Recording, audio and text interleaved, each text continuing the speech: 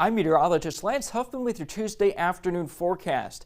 More clouds are on the way, and while we do see the bulk of our lake effect flurry to snow chances out of the picture, we're going to see another weather system move its way through when we get towards the later parts of tonight. Temperatures will rise through the teens. We'll get to the mid-20s for high temperatures today, especially this afternoon. So it's going to be a pretty cold day out there for this afternoon.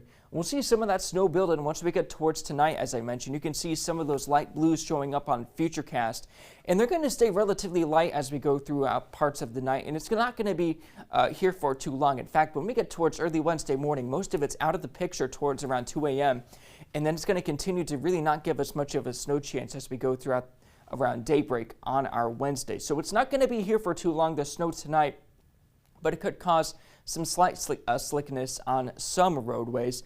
Once we get towards Wednesday, though, there's going to be another clipper system that moves through. That's going to give us a few more light snow showers. And then behind that system, we're going to see a few more chances for some lake effect snow showers as some cold northwesterly air is going to be moving itself back into the area behind that clipper system. So even with these couple snow systems moving through, there's going to be more chances for some lake effect snow in addition to that too. Wind chills for this afternoon into the single digits and lower teens for most of us. So definitely bundle up if you're heading out and about. You want to have the coat, the gloves, and the hat handy probably, and maybe even the parka or the scarf for any of your commutes as you go throughout this afternoon. And over the next 24 hours, our snow amounts generally going to be on the lower side of things. That snow is going to be light in the areas that could expect to see just a little bit on the higher end of things towards around the 2-inch mark. Could be areas northwest of Fort Wayne that see some of that lake effect snow, especially Wednesday night. So snow totals on the lower side of things, especially compared to snowstorms that we've already seen for our winter season so far.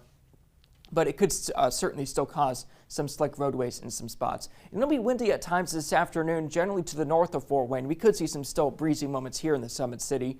We'll be windy on Wednesday, too, with some gusts up to 30 to 35 miles per hour.